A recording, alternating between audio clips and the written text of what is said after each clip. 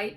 And I think a lot of people that have woken up to parts of this and are asking more questions today than they ever have.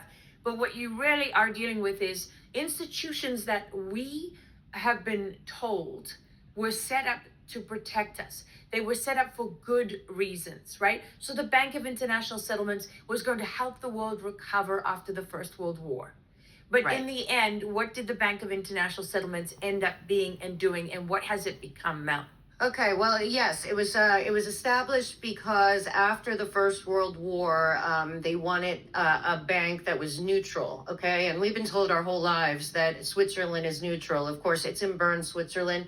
And here's the thing that people have to know about the Bank of International Settlements. First of all, it was supposed to end Bretton Woods. They wanted to end the Bank of International Settlements, but that was ignored. That's the first thing. The second thing is that the Bank of International Settlements remained supposedly neutral, but what they were really doing that entire time, 60 million people were victims of the Nazis in World War II. They were taking money and transferring money, and it was actually business as usual, whether the money was coming from the gold from Czechoslovakia stolen, or from the concentration camps, or from one of the main people. They were acting as the bank for the Nazis throughout the entire war. One of the main people was Schreff. He was the head of the Reich Bank. He was Hitler's banker. Well, he was on the board. You know, and the other guy on the board, there was Norman, who was running the Bank of England, also on the board. But guess who else was there? Two lawyers from Wall Street named Alan Dulles and his brother John Foster Dulles. Yeah. And the guy running the Bank of International Settlements that was taking all of the Nazi money was a banker from America named McKittrick. So that entire Bank of International Settlements that was supposed to go away in World War I rebirthed itself as the international bank to keep financial transactions going through the entire World War II as if there was no war. Yep, and not only that, Senator and banker Prescott Bush helped to finance Hitler's Holocaust. A United States Senator, Prescott Bush, financed Hitler's Holocaust. He was a banker. He was in on this. Okay, so once you understand that, and then you understand that from there, after they built this architecture to keep the Bank of International Settlements essentially completely protected. So the Bank of International Settlements to this day is completely inviolable. What that means is that nobody has jurisdiction over it. Nobody can look at they cannot be audited. They cannot have any legal action against them. They are completely opaque, completely protected, and they no also oversight whatsoever, run no accountability. All of the central banks, and nobody's allowed to look at them. How do they run the central banks? I just don't understand that. Well, they have meetings twice a year. Our Federal Reserve chair goes there, and I believe there's 63 banks. And the craziest part is they all have immunity. And they gave it to them in 1945. So to this day, the Bank of International Settlements and 63 banks that are connected to them, which are known as the private central banks, are completely immune from investigation, I believe, including our Fed, which is why everyone went bananas when they wanted to ask about the building of a Federal Reserve building that is neither federal nor reserve, and frankly was a betrayal of this country by Wilson and the British. And everyone went nuts. And I said, I think that the International Organization Act of 1945 still protects our Federal Reserve from us. And I believe that to be true, but I know it's true for the Bank of International Settlements. And I will tell you right now, people should know, when Milei won, Chuck Grassley. You mean Milei in Argentina, the president of Chuck Argentina. Grassley asked Milei to go and find the documents of the Nazi rat lines, which is the money that they were getting out. I write about it in the Red House section of my book. The money that they were getting out of Germany as fast as possible before Hitler surrendered. This was planned. The Dulles brothers were in on it. The Bank of England was in on it. The Reich Bank was in on it. The whole world was of banking. Wall Street was in on it. They wanted to get all the Nazi money, billions of dollars of looted, and out of France, out of Germany, out of Latvia, everywhere. They wanted to get that money out of the country, and they used Argentina Yes. at one of the main hubs because Perón was on the side of the Nazis.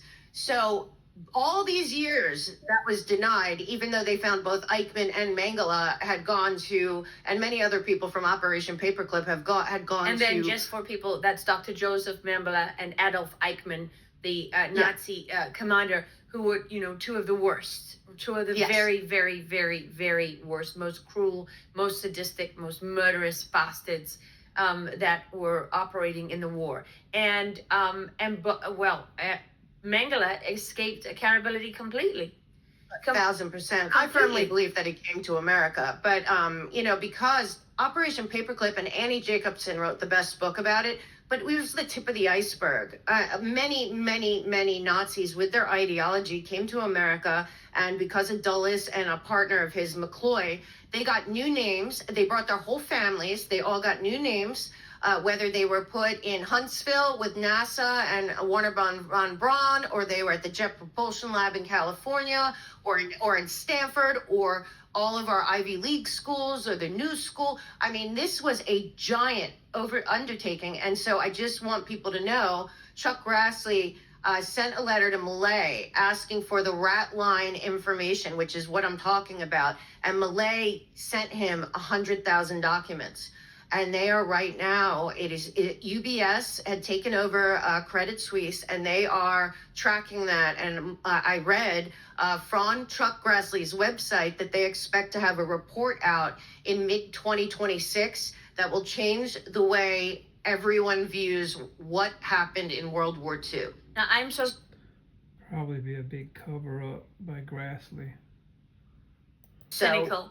I'm so cynical, I would urge everyone out there That's to get right. hold of those documents and do their own investigation and make sure that it's not a controlled operation, right? That admits a certain amount, but steers people still in the direction they want you to go. Even though, Chuck Grassley's done a lot of good for a lot of things, but I still have my reservations about all of these people. And what happens is you wait forever for these documents. You wait forever for the Epstein files. You wait for the JFK files. You wait. And what you realize when all of them come out is, first of all, they drown you just in scale of documents so that no one really has the time to work through all of them. Then that you use AI and you have no idea. All these people use AI. You have no one vets the AI. You have no idea what's accurate and what's not. And then on top of that, you realize, oh my God, they scrubbed everything. How MK dumb Ultra, were we? they claim they're having a hearing on MK Ultra. They're not inviting anyone that's alive that suffered through it. Yeah, and there are plenty, by the way, who are still alive who suffered through it. I know. And they burned 100,000 documents. So what do you think? They kept the ones that just like with Epstein. They scrub everything so we get the crumbs.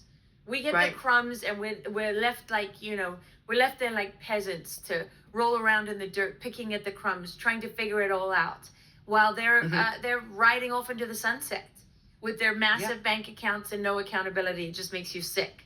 Right. Well, had we, and this is why I think this is a consequential time and that it is a whole different situation.